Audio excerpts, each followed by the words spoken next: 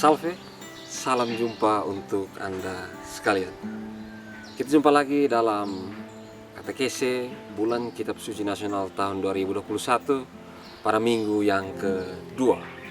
Dalam minggu ini, subtema yang akan kita bahas ialah Yesus sahabat bagi mereka yang kehilangan. Subtema ini terinspirasi dari kisah kebangkitan Lazarus yang diambil dari Injil Yohanes bab 11 ayat 1 sampai dengan 40. Ini adalah salah satu dari ketujuh mujizat di dalam Injil Yohanes, dan ini berkisah tentang Yesus yang membangkitkan Lazarus yang telah meninggal selama 4 hari. Kisah ini sebenarnya mau menunjukkan bahwa relasi yang terjalin antara keluarga Betania, yaitu Maria, Marta, dan Lazarus dengan Yesus, itu adalah satu relasi yang membawa kehidupan.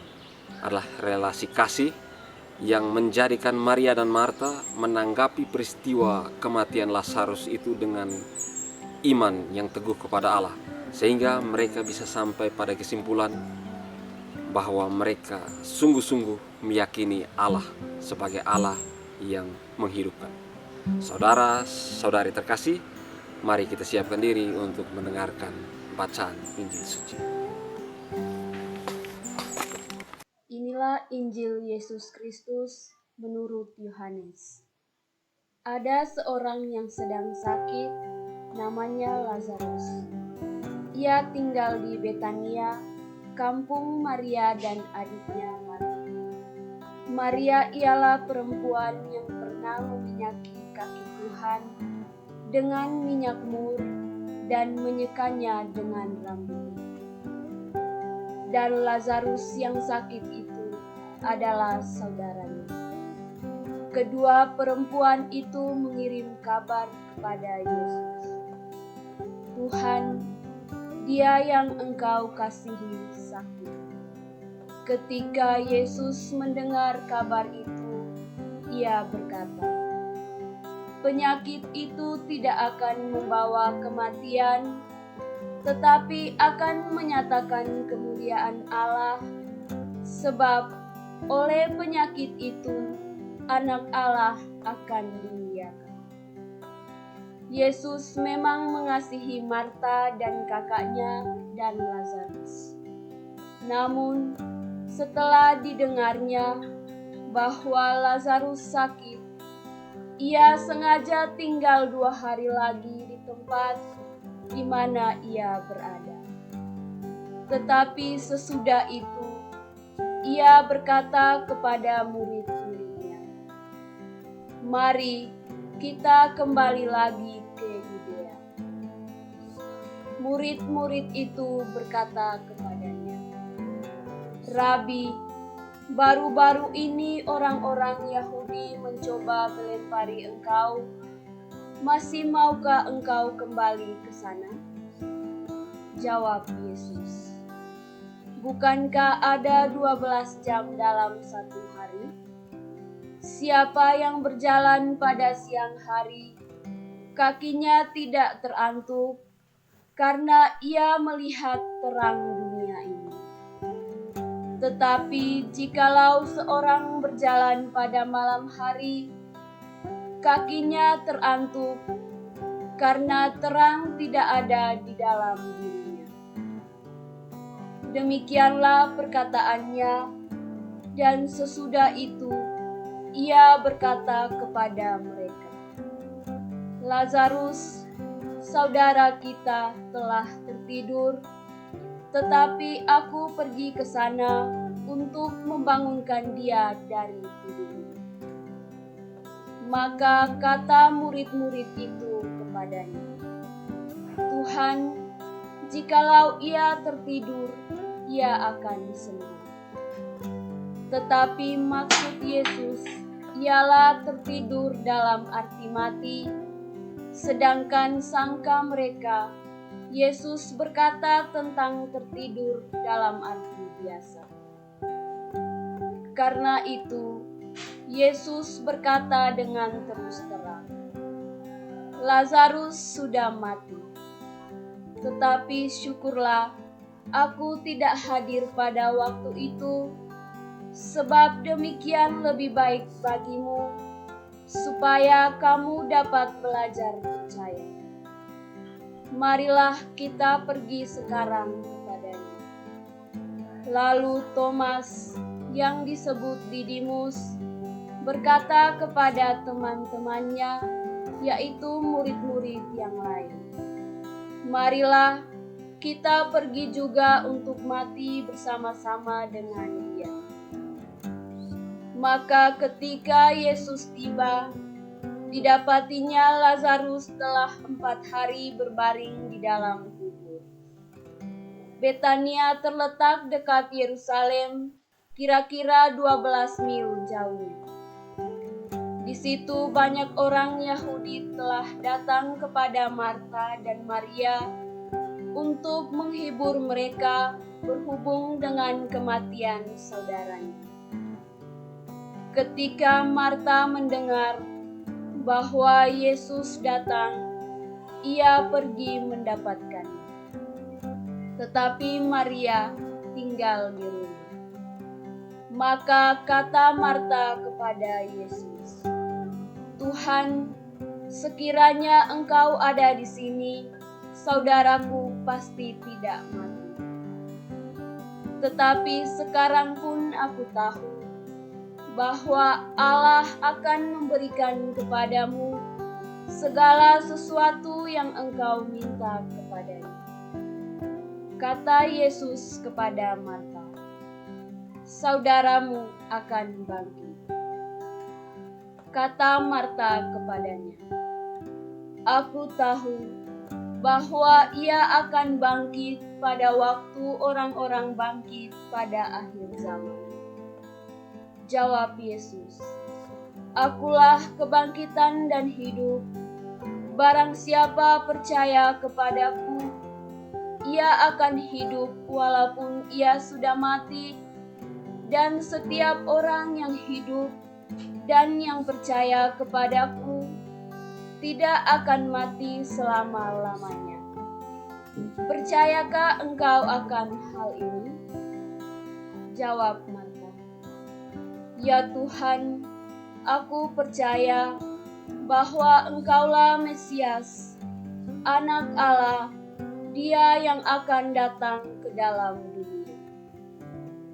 Dan sesudah berkata demikian, ia pergi memanggil saudaranya Maria dan berbisik kepadanya, "Guru ada di sana dan ia memanggil engkau."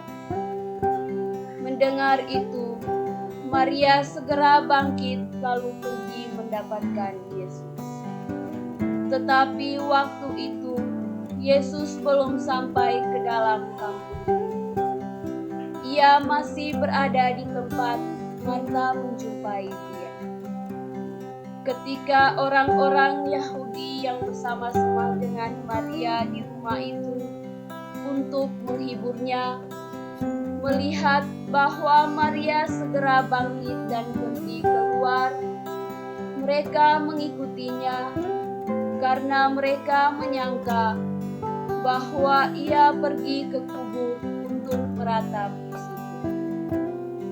Setibanya Maria di tempat Yesus berada dan melihat dia, tersungkurlah ia di depan kakinya dan berkata kepadanya, "Tuhan, sekiranya Engkau ada di sini, saudaraku pasti tidak mati." Ketika Yesus melihat Maria menangis dan juga orang-orang Yahudi yang datang bersama-sama dia, maka masdulah hatinya. Ia terharu dan berkata, "Di manakah dia kamu baringkan?" Jawab mereka, "Tuhan, marilah dan lihatlah." Maka menangislah Yesus. Kata orang-orang Yahudi, "Lihatlah betapa kasihnya kepadanya." Tetapi beberapa orang di antaranya berkata, "Ia yang memelekkan mata orang buta, Tidak sanggupkah ia bertindak sehingga orang ini tidak mati? Maka masdulah pula hati Yesus, lalu ia pergi ke kubur itu. Kubur itu adalah sebuah gua yang ditutup dengan batu. Kata Yesus, "Angkat batu itu." Marta, saudara orang yang meninggal itu, berkata kepadanya, "Tuhan, ia sudah berbau, sebab sudah 4 hari ia mati."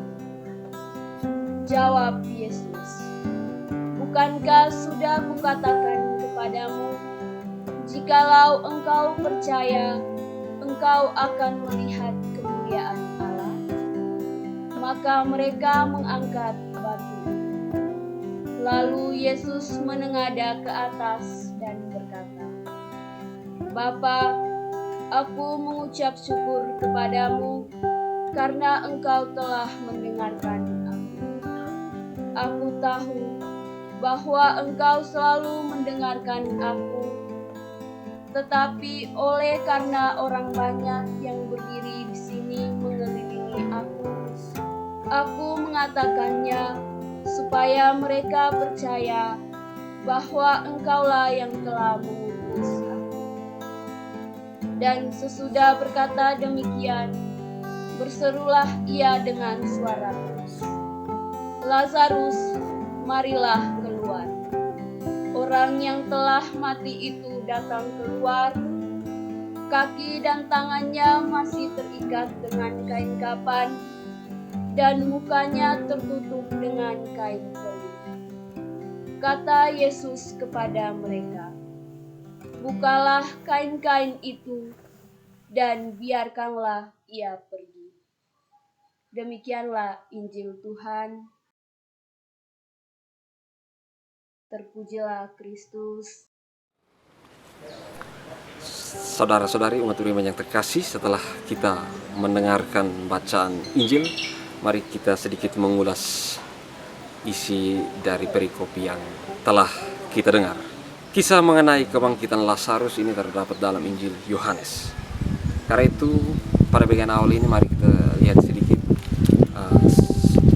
bagaimana Injil Yohanes itu menjelaskan pribadi Yesus Kristus. Saudara-saudari yang terkasih dalam Tuhan kita Yesus Kristus, kisah tentang kebangkitan Lazarus ini ada dalam Injil Yohanes.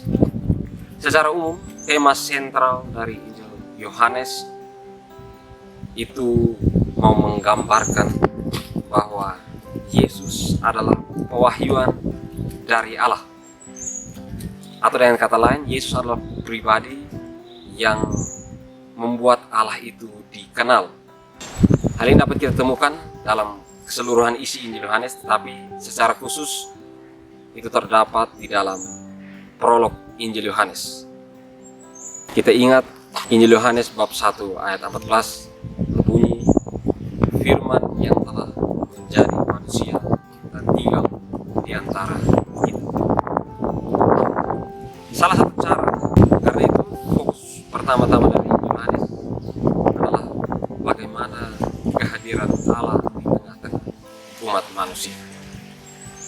Nah, dalam Injil Yohanes, cara Yesus untuk menghadirkan Allah di tengah-tengah umat manusia adalah dengan melakukan mujizat. Atau dalam bahasa Injil Yohanes, mujizat itu disebut sebagai tanda. Nah, ada 7 tanda di dalam Injil Yohanes. Dan mujizat yang telah kita dengar dalam bacaan tadi itu adalah mujizat yang ke-7. Sebagai mujizat yang ke-7, mujizat ini menjadi mujizat yang terakhir dan juga menjadi puncak yang betul-betul memperlihatkan bahwa Yesus itu adalah Allah yang berkuasa atas kehidupan dan kematian manusia. Karena itu dalam perikop ini tadi kita mendengar Yesus berkata, "Akulah kebangkitan dan hidup. Barang siapa percaya kepadaku, ia akan hidup walaupun sudah mati."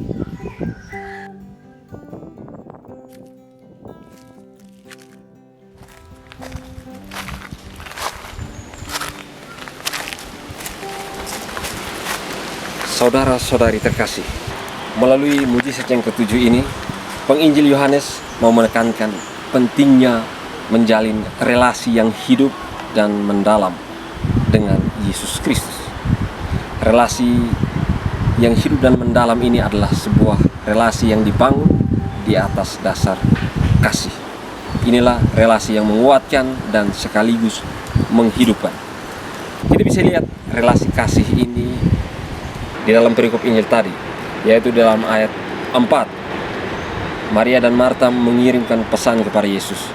Mereka berkata, "Tuhan, dia yang engkau kasihi sakit." Atau dalam ayat 36, ada orang berkata, "Lihatlah betapa kasihnya kepadanya." Saudara-saudara terkasih, kisah ini mau menunjukkan bahwa kasih itu pertama-tama bukan sebuah perasaan, tetapi adalah sebuah tindakan.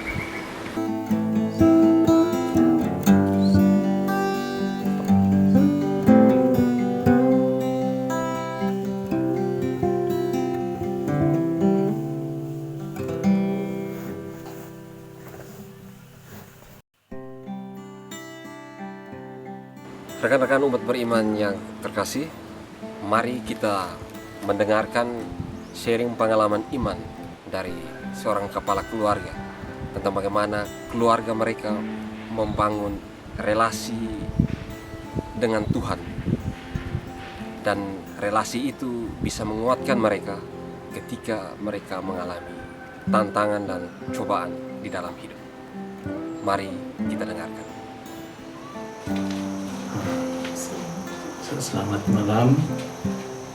Pada kesempatan ini kami keluarga, saya sendiri Krisvinus Bomali, umur saya 50 tahun, dan pekerjaan saya sehari-hari sebagai guru sekolah dasar. Ini adalah istri saya, Ibu Maria Laurencia Libere, yang dipanggil Mama Densi. Sebagai ibu rumah tangga, kami menikah pada tahun 2030 November. Ini tahun yang ke-21. Dan pada kesempatan ini kami mau berbagi relasi keluarga kami dengan Tuhan dalam semangat doa. Pada tahun 2000 kami dua menikah, semuanya baik-baik. Ketika anak pertama mulai dikandung oleh ibu, prahara menimpa keluarga kami. Saya tidak tahu apa yang menjadi penyebab. Saya juga terkejut bagaimana menghadapinya. Godaan-godaan saling sengketa antara saya dengan ibu tidak terhindarkan. Masalah sepele apa saja bisa menyulut emosi dan bahkan tidak saling mengerti satu sama lain. Sebagai keluarga muda bingung menghadapi semuanya ini. Mau buat bagaimana? Dan akhir dari semuanya itu, anak kami pada umur 4 bulan dalam kandungan harus gugur. Anak laki-laki yang diberi nama Pius tanggal 22 Agustus, Santo Pius ke-10. Dan selanjutnya setelah itu sakit yang mendera ibu semakin menjadi-jadi, lalu tidak terkontrol antara kami, emosi tidak terkontrol karena pasangan muda belum saling memahami satu sama lain.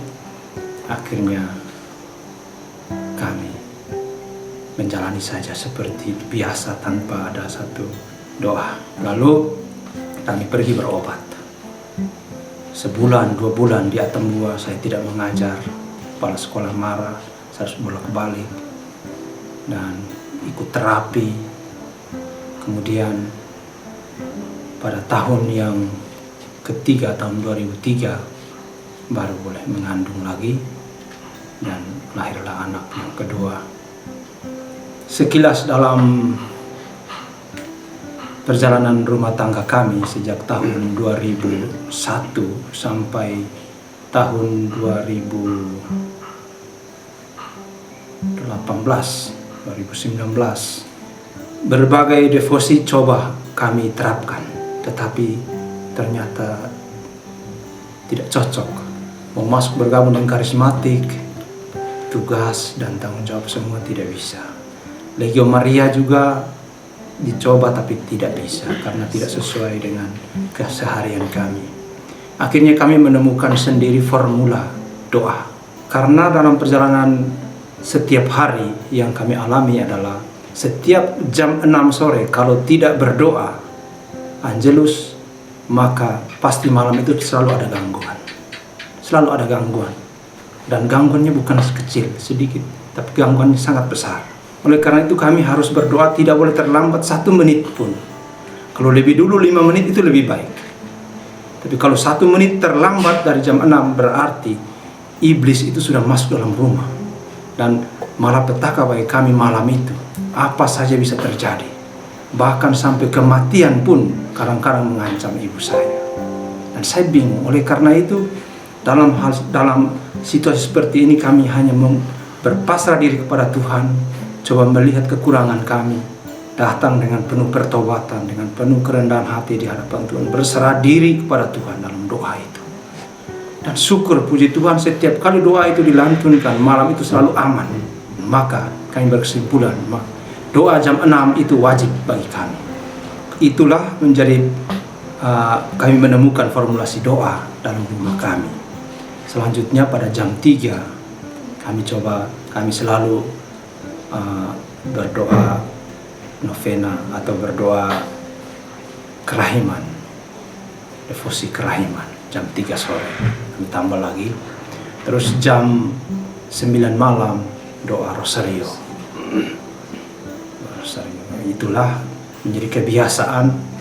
Kalau tidak ada halangan, ada di rumah, berarti pada jam-jam itu pasti berdoa.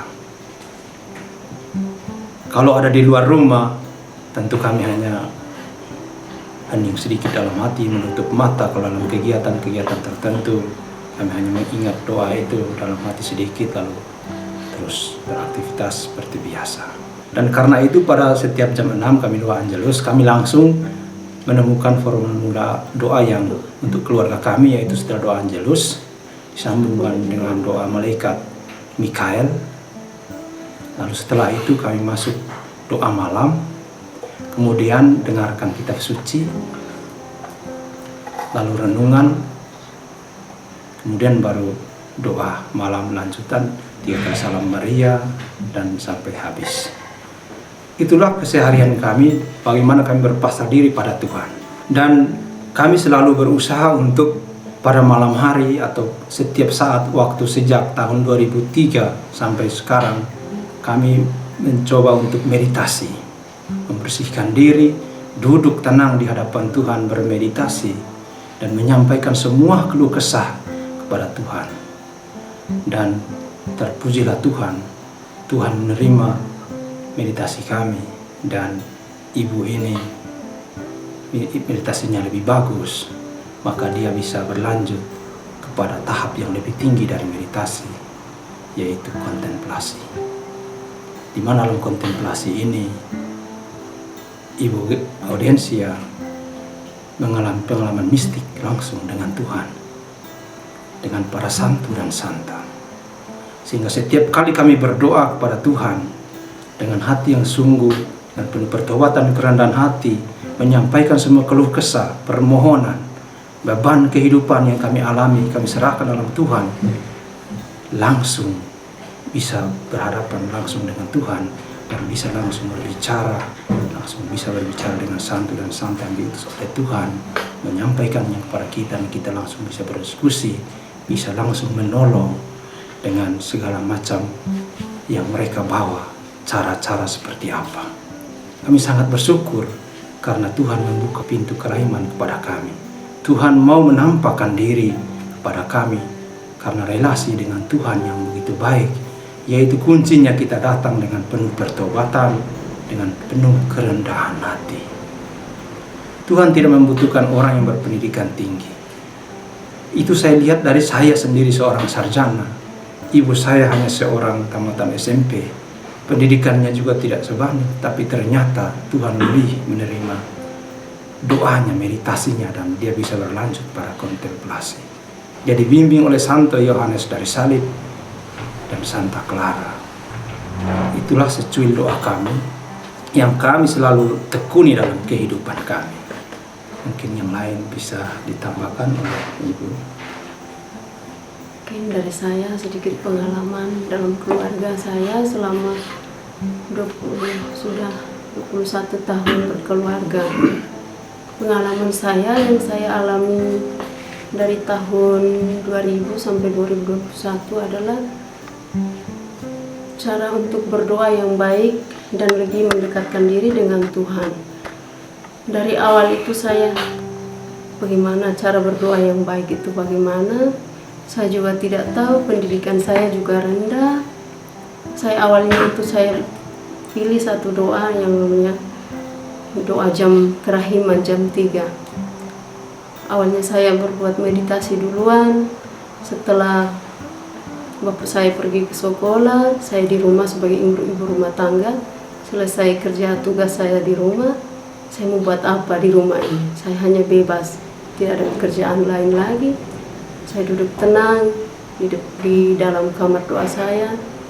Saya duduk meditasi. Meditasi banyak hal yang saya temukan. Saya bisa lihat orang dari jauh. Di waktu saya mengalami itu sejak sekitar tahun 2015, saya orang sakit di mana saya langsung merasakan. Itu saya langsung tahu, pergi ke rumah itu pas orang itu ternyata sakit juga. Setelah itu kami dua saya bilang ajak bapak jalan dulu, kita pergi ke sana untuk lihat mama ini sakit demam, asma, panas tinggi, batuk pilek, bagaimana caranya mama ini bisa sehat kembali. Setelah itu dengan air berkat jama-jama berikan dia.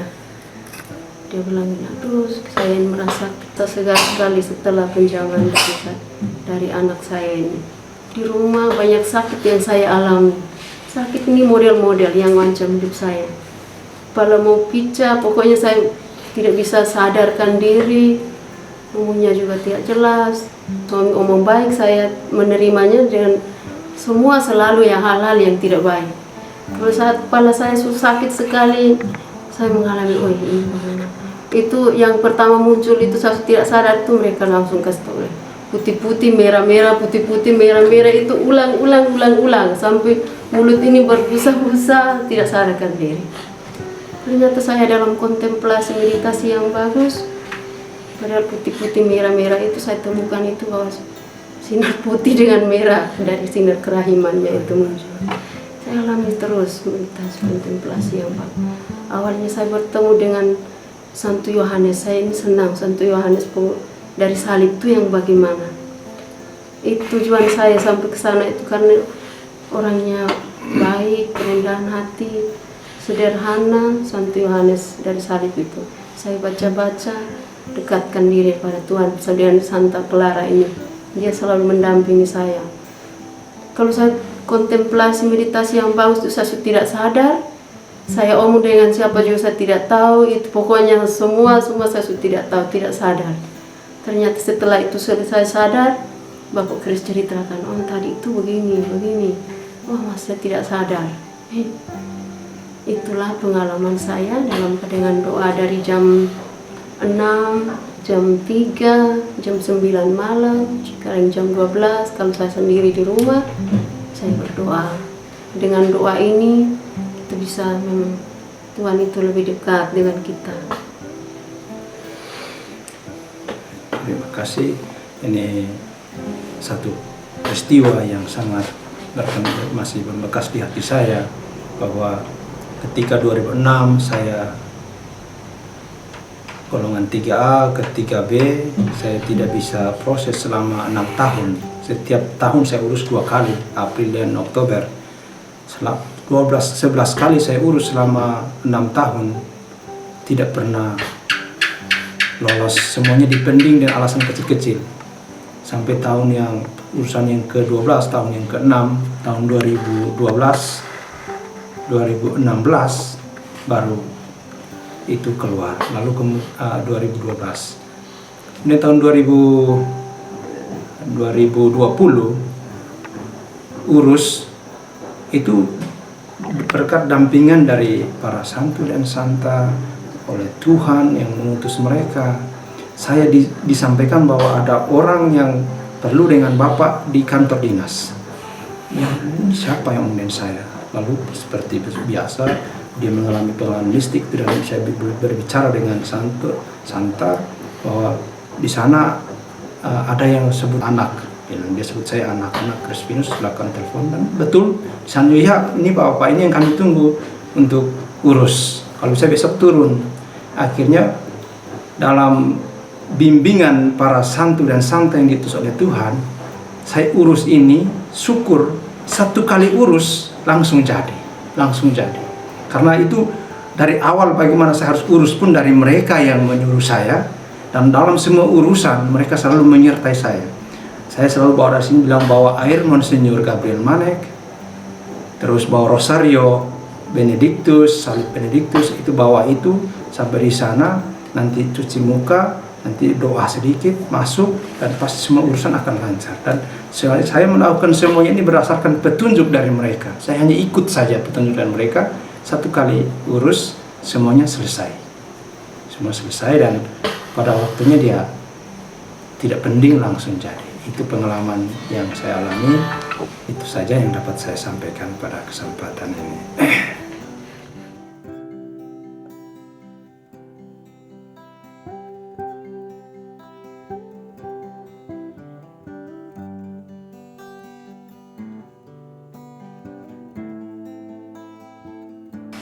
Saudara-saudara terkasih, sungguh menarik apa yang dikisahkan oleh Bapak Kris dan Mama Densi tadi.